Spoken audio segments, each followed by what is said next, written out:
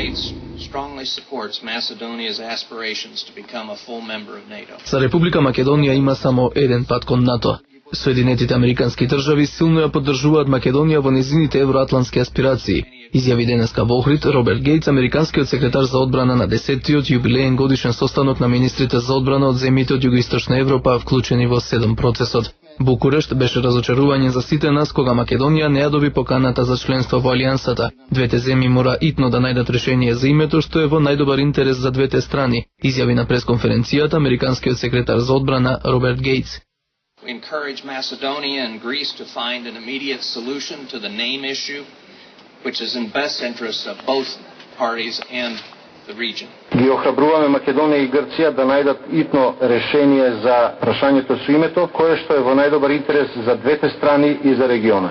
Постои само еден пат до НАТО, а тоа е едногласната согласност на сите членки на НАТО. И иако ситуацијата е комплицирана, треба да работиме во тој правец, а тоа не важи само за нас, за вас, туку и за другите.